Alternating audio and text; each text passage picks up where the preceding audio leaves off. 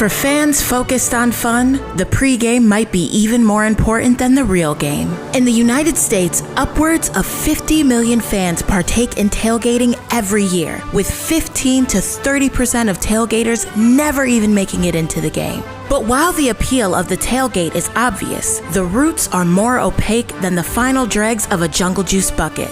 Here's how French guillotines, the first Civil War battle, and the Bills Mafia help make tailgating one of our proudest American traditions.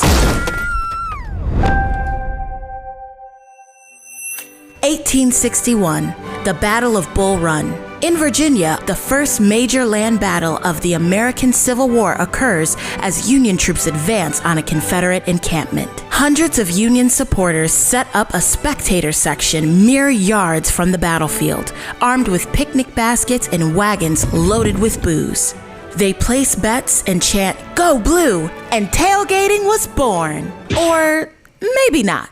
While the Battle of Bull Run is recognized by the American Tailgaters Association as the first tailgate, some scholars believe the tradition dates back to ancient Greece and Rome, with raucous parties celebrating the incoming harvest season. It's like pre-gaming for winter. Others believe a closer analog happened in 18th century France during the Reign of Terror, when families would show up en masse before public political executions to enjoy some light alfresco bites, face painting, and general off-with-their-heads family fun. But tailgating really catches on with the advent of football. 1869, Rutgers University plays Princeton University in what is generally regarded as the first official football game. And fans on the sideline consume hearty comfort food like chili and pork out of chuck wagons, mobile kitchens used in wagon trains.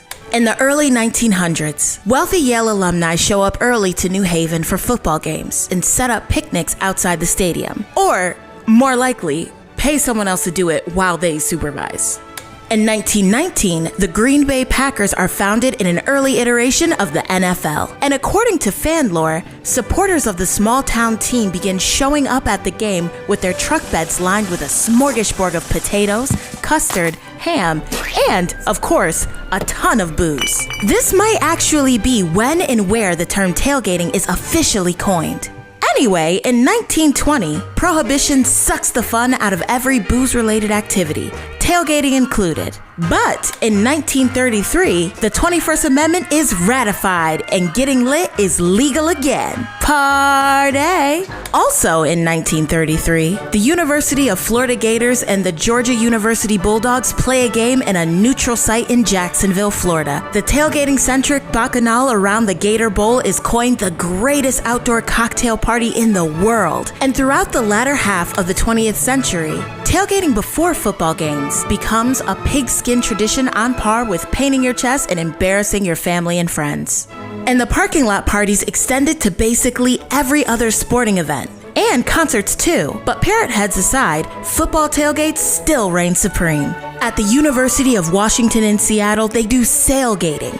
Fans down pregame brewskis in Husky Harbor with stunning views of the Cascade and Olympic Mountains, while trying not to fall off the boat. The Kansas City Chiefs fans outside Arrowhead Stadium are considered by many to be the preeminent tailgate royalty of the NFL. Legions of RVs and buses pour into the stadium, decked out with mobile BBQ stations to cook racks of ribs and other assorted meats in slow-smoked KC barbecue tradition.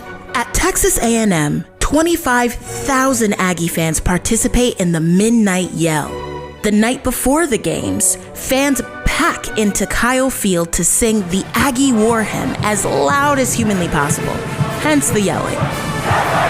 But arguably, no one takes the pregame more seriously than Penn State fans. Every Wednesday before home games, more than 150 state supporters set up Nittanyville, a tent city outside of Beaver Stadium where I guess they just drink a lot. And no one, and I mean no one, parties harder on game day than the self-proclaimed Bills Mafia. Buffalo is cold, their team historically is not so hot, and their Sunday parking lot is equal parts frat-tastic carnival, amateur wrestling match, and, well, superfan Pinto Ron is a pretty good indicator of the vibes. As it turns out, some of the league's most depressed fan bases make for the most adventurous tailgaters. So is this what Ivy League revelers had in mind while they were politely picnicking outside the Yale game a century ago? I mean, probably not. But still, we salute you, tailgating, for making sure that win, lose, or even losing 4 Super Bowls in a row, fans can still have a game day experience worth Monday morning's inevitable hangover.